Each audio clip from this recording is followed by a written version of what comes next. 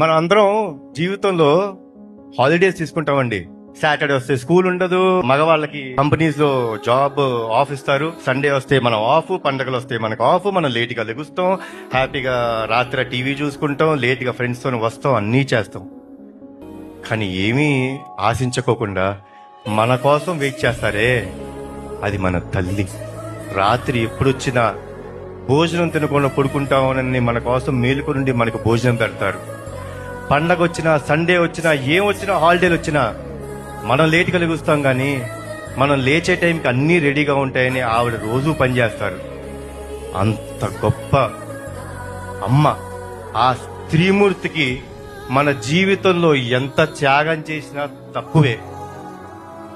వాళ్ళని గౌరవించాలి, వాళ్ళని మనం కాపాడుకోవటం మన బాధ్యత.